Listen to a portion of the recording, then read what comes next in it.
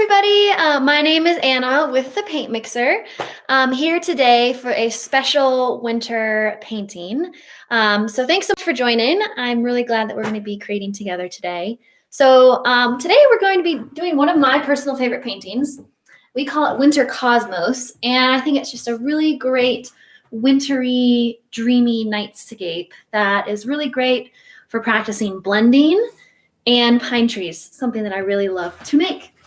So if you haven't joined us for one of these classes before, pretty much how it works is I'll be taking you step by step through the painting, holding your hand along the way. And by the end, you will have your very own masterpiece. So like I always say, it's your own masterpiece. So it's going to look slightly different than mine, and that's okay. So kind of celebrate your artistic differences. And the cool thing about this YouTube Live is you can always pause it. So if you either get behind or have to go run an errand, you can always come back and pick up where you left off. So take your time. You don't have to rush. And also, if you are familiar with the Paint Mixer, you probably have one of our Creativity to Go kits, which gives you all of the goodies from our studio so you can create in your home.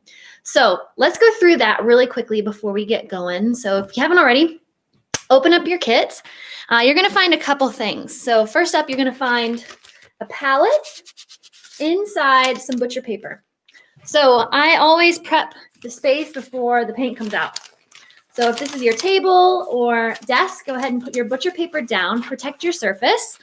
Because this is acrylic paint, it's permanent once it dries on clothes and carpet. So maybe now's a good time to change into a t-shirt that you don't really care about, put an apron on, or if you have long sleeves, roll them up. I'm always sleeveless because I get paint on everything. So that's what I do. But as far as paint goes, go ahead and find your little paint pots. So they're going to look like this. They might have a different color lid, but open it up and you can go ahead and kind of scoop out some of that paint onto your palette. So I have already done mine. Cool thing about this painting, it's only 3 colors. Keep it simple. Don't need a lot of paint either since we're working on a small canvas, about an 8 by 10. You don't need a ton of paint. So I would scoop maybe half of your paint color onto your palette. Leave the rest in the cup. You can always scoop more if you need. All right, so that's our paint. One thing that wasn't in the kit that is really important is a cup of water.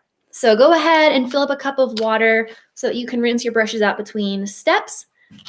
And my little brushes here, I only have 2.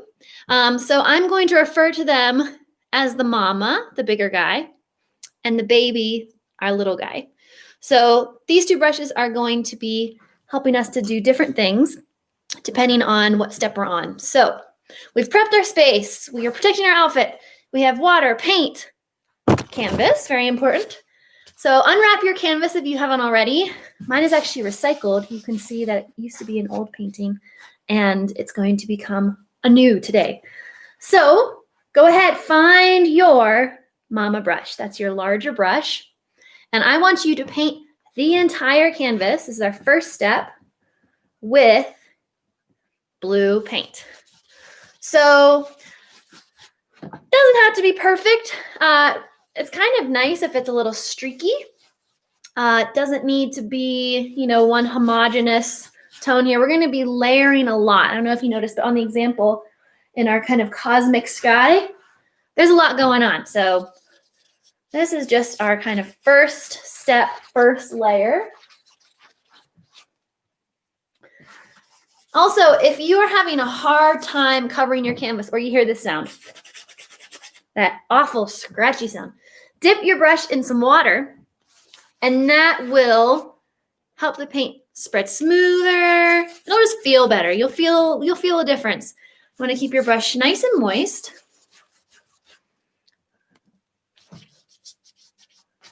I don't know where you guys are painting from. I am painting from beautiful, sunny Park City, Utah, in our little home here. So that's the cool thing about this too, is I'm also doing this from home. So you don't need to be in a special art studio. You can create anywhere. And that's the beauty of acrylic painting and of these kits.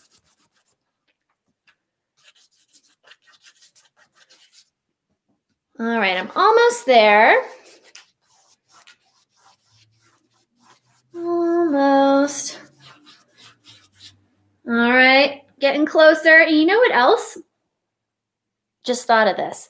Sometimes it's nice to mix in a little bit of black into your blue. See how it makes it kind of like a navy? So this is also a style choice. I think I'm gonna go back in, add a little bit more paint as well. I didn't squirt enough onto my palette, so if that happens to you, just know you can always plop more out from your paint cup. That's allowed. A little more paint on here. And pro tip, for this first step, it's a great time to paint your sides, paint your bottoms. So paint my bottom, the bottom of your canvas, of course. That way, you don't need a frame. So you'll notice if you kind of are out in the world and you see a canvas painting hung on the wall, it's typically gallery wrapped. So what I mean by that is the paint color continues on to the side edges. Just makes it look really nice and finished. Alrighty, I am all dark blue. You can see those little bits where I added the black. It's kind of more of an inky night sky. So if you like that as your base color, that's kind of what it looks like, those darker bits. And only a little bit. You don't want a ton of black. You still want this to look mostly blue. All right, brush back in the water so it doesn't dry out. And I'm going to set this down to show you our next technique. So we're actually going to use a napkin, not a brush, for this next technique. So in your kit, you're going to have a napkin like this. I'm going to rip mine in half because I don't need the whole thing. And then with this little guy, I'm just going to crunch it up. Make a nice little ball. So this technique is called pouncing. So it's kind of like a cat. You're going to be pouncing your napkin on your canvas. And I'm going to start out with white and a little bit of blue. So you see how that makes kind of like a baby blue? I have that on the napkin, and I'm just going to remove the excess. So I don't need a ton. And then with a straight up and down motion, I'm going to start to build my night sky. Now check this out. Already starting to look a little cosmic, a little spacey.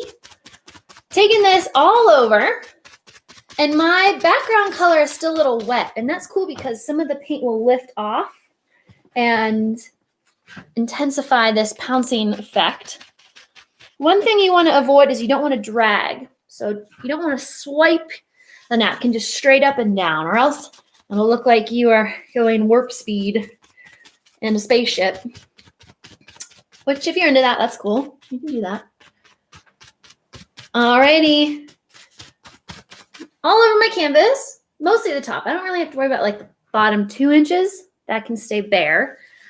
But this next bit is really cool. So I'm going to add just pure white onto the other side of my napkin. And just add some really bright little star patches, kind of like a Milky Way. So the white is going to be really bright against the dark background. And again, don't use a lot of paint.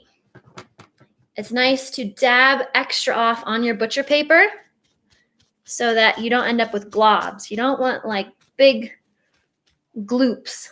You want it to be really nice and subtle for 2 reasons. One, stars aren't very globby. They kind of sparkle and are a little subtle. And also, if you have big globs, it's not going to dry. So then you'll just be kind of sitting watching paint dry for a while. So there you go. Nice cosmic night sky. Just going to let this dry a little bit. So you can sit and watch paint dry. Maybe grab a snack, grab a drink, just do something around the house, or you can just shake it. So just by doing this, you really speed up the drying process. And this is also a good time to put your favorite song on, a good shaking song with a good beat. Makes it a little more fun. Okay, while you are shaking, so don't stop shaking, I'm going to tell you about our next step, just because it can be a little confusing, because it has to do with blending. So we will be creating a gradient next. Keep shaking if you're shaking. Lend me half your brain. So we're going to be creating a cloud gradient. What does that mean? So a gradient goes from either dark to light or light to dark. And we are going to be starting out really light. So mostly white, little bit of blue, and kind of creating some cloud-like texture. All right, so see how subtle that is, how light that is? So on my palette, here is that blue I just mixed, really light. Now, to make it a little darker, I'll just add a little more blue and come back to my clouds. And I'm trying to be a little random, making each layer of cloud slightly different.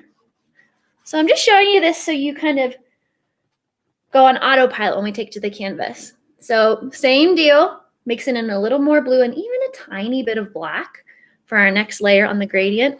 So you see how it's in steps. So little by little, you're just going to add more blue, more black, until you get to about the darkest possible right at the bottom. Okay, so you can rewind that if that was at all confusing, but pretty much we're starting with mostly white, little bit of blue, adding more blue, more black till you get all the way dark. All right, so my canvas is it's kind of dry, pretty dry. I might give it a little extra shake.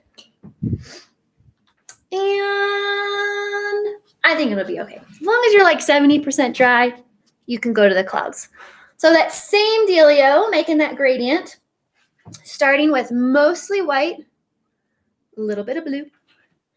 And I'm gonna start my clouds a little less than halfway. Oh, this is nice. I can hold it right next to the example right there. All right, and just making some kind of fun little poofer clouds. Some people make mountains instead of clouds, and that works great too. Make a little brighter to start. I want to make it light enough that I can get darker as I go down. All right, layer one down. A little more blue, a little more black into that light blue I mixed. Boop, boop, boop. All right, level number 2. Slightly darker, slightly bluer. And I dare you to make each cloud level different. So that means maybe different number of kind of cloud lumps. Okay, layer number 3. A little more blue, a little more black. You're like, oh, we get it. But just reminding you.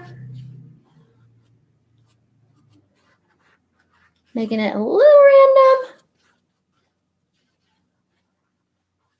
And I love how they kind of blend together a little bit when they're still wet.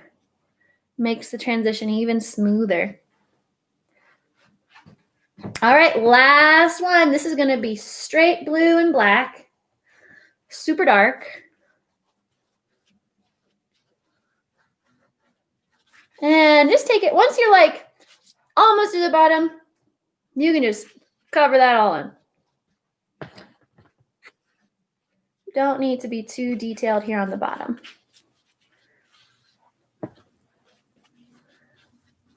Awesome. So this is a great opportunity to step back from your painting. See it at a little bit of a distance, and you might notice things. I'm noticing that all my clouds are about the same here on the right. I think I was getting lazy. So what I'll do is just edit this bottom one a little bit so it looks a little less ordered. Nature is rarely that ordered, so I'm just kind of making it look a little more natural. Awesome. Okay, so we're gonna let this bottom area dry a little bit, but in the meantime, I want to talk about the moon.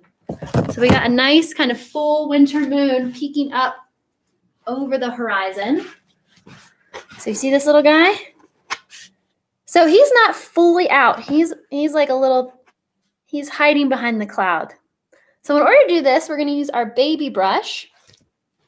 So find your little babe and starting with just white paint. White paint, baby brush. And now you have some decisions to make, like where you want to put your moon. I'm going to put mine over here on the right. I have a little nice little kind of crevice for it because I want a nice big honking tree here on the other side. So coming right up to my horizon, I'm going to make a little half circle moon. He's kind of peeking out. Just being a little careful. I don't want to go over top of my clouds. And check this out. For that moonshine, I have that white still on my brush. I'm going to remove some of that white. So I'm just going to kind of wipe it on my butcher paper, remove some of that paint. So look, there's barely any white paint on there. I'm just going to go side to side over that moon to start to kind of build that glow. And this is going to kind of blend. It also helps have a little water on your brush. So barely any paint, a little bit of water helps it blend really nicely. And you can take this shine out as far as you like. And you know what I'm even going to do? Because this is what I see in nature is whenever there's a bright moon peeking up behind clouds, the clouds are pretty bright where that moon meets. So I'm going to add a little bit of a highlight to these clouds. And take your time with this. Tinker as much as you need. It's the beauty of acrylic paint. It dries really fast and is really forgiving. So if you ever need to edit, like I might add a little more blue here just so you can separate where my moon ends. That looks a little better. All right, I got this sneaky little moon coming up over the clouds. And still gotta let this bottom bit dry. So back to shaking. Back to do whatever you need to do, whether it's dance or talk to your friends. But yeah, just got to make sure this bottom bit dries before we can move on. I was a little heavy-handed. Mine is still pretty wet. So while we're shaking, I'll just kind of talk a little bit about what we're doing at the paint mixer. So we're doing these awesome online classes. We also do a lot of Zoom classes for families and kind of work events as well. So if you ever want to spend some quality time with your loved ones in a virtual way, we would love to paint with you guys. So we do lots of different formats. And we also have in-person classes, small and safe in our Salt Lake studio and around different locations in Park City. But yeah, still painting, still excited to create with you guys in any format.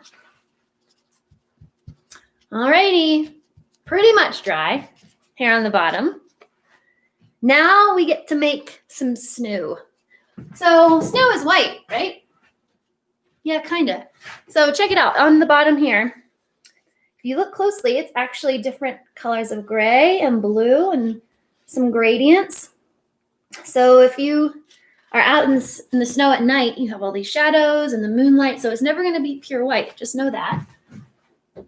So with that in mind, mixing up a really light grayish blue with our mama brush.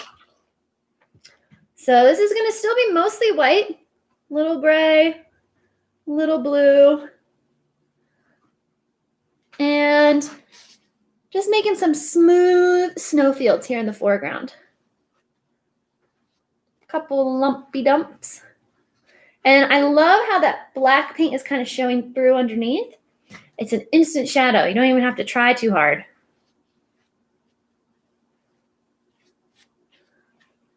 Perfect. I don't want to overdo it because the more I go back and forth, the more those pretty midtones are going to blend out. So I might just call it good right there.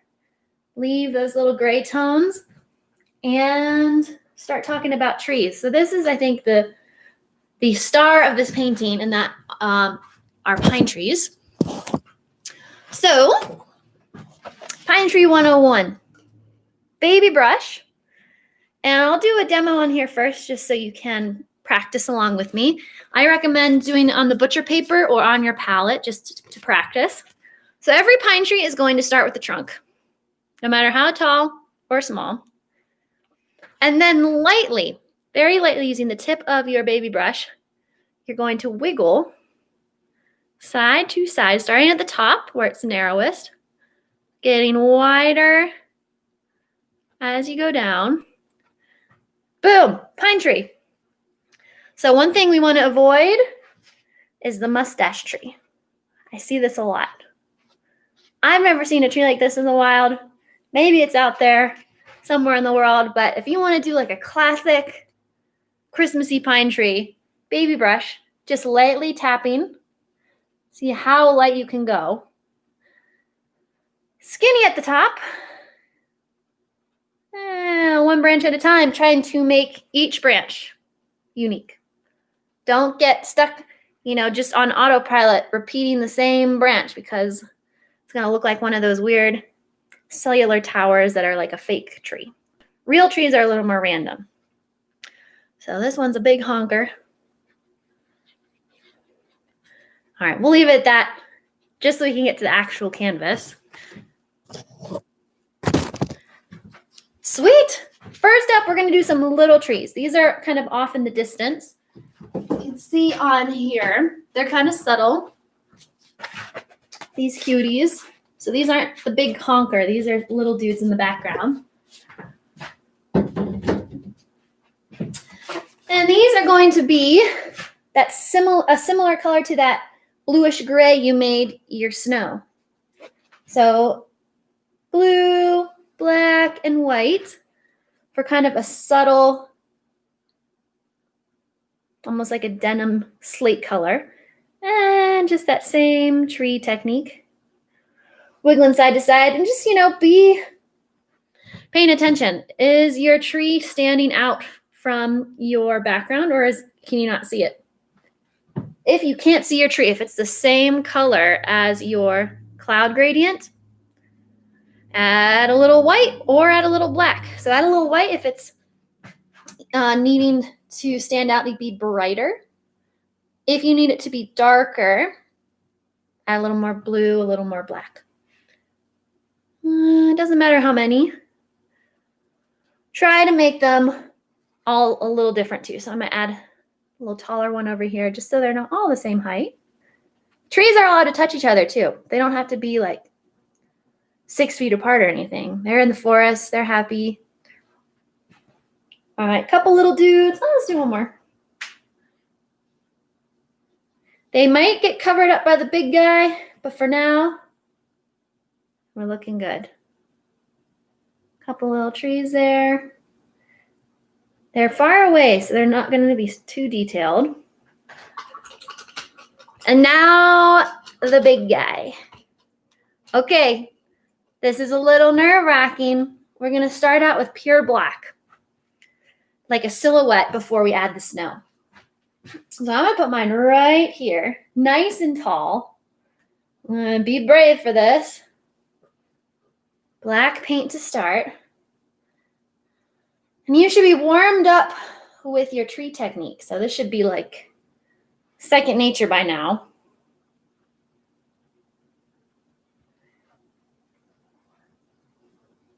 By the time you get to the bottom, you should be pretty wide.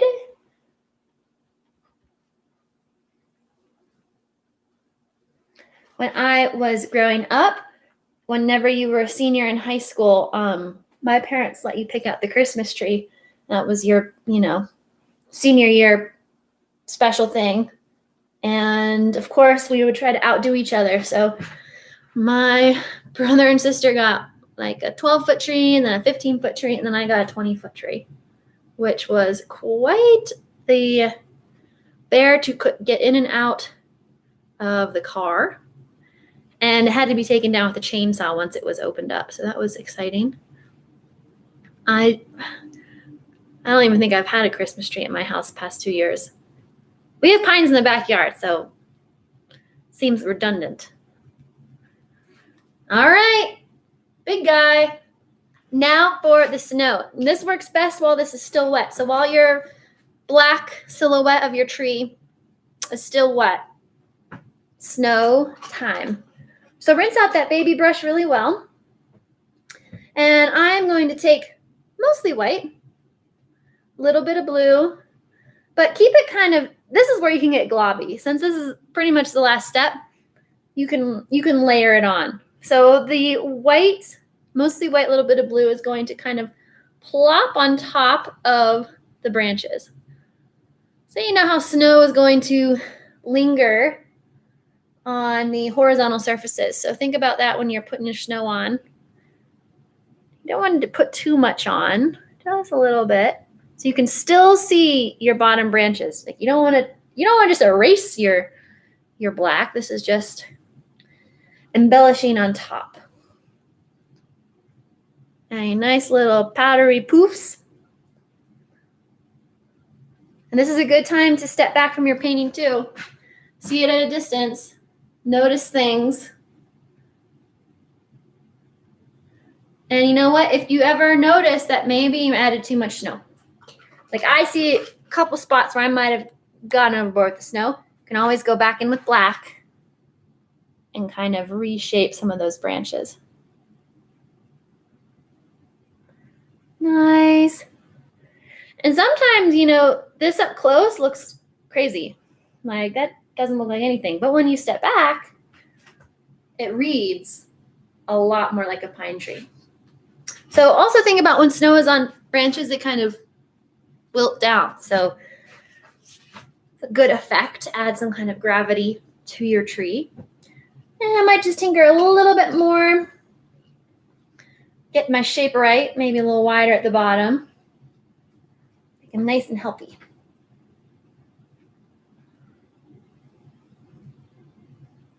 Nice. Okay, the last, well, almost last step, are individual stars. So we have a beautiful, fun cosmic sky, but sometimes you want to add some really fine pinprick stars. And to do that, you're going to use the plastic or wooden side of your brush, not the bristles. Dippin' Dots. Think about Dippin' Dots. I'm going to dip into white paint and dot anywhere you would like there to be a star. You can add your favorite constellation. You can add a shooting star by kind of dragging your brush. But yeah, add as many stars as you like. You can even turn these stars into snow and put it all over top of this lower section too. That can look nice. But the final step of today's painting is to sign your work. And gallery standard is the bottom right-hand corner. You can add your initials. Take credit where credit is due. And nice work. I hope you enjoyed this painting. Rewind, replay, watch it as many times as you like. And we hope to paint with you again. Again, I'm Anna with the Paint Mixer. And we have a couple more videos we'll be kind of releasing this winter. And we just thank you so much for joining us in this fun format. I hope you guys had a great time. I would love to hear feedback. If you want to give us a shout out on social media, we are at _paint mixer. I just added it in the chat there. So find us on Instagram, hashtag the paint mixer. We would love to see your work. And you can always visit our website, thepaintmixer.com, to stay up to date with new classes and paintings and other fun creative options. Have a great day and stay colorful.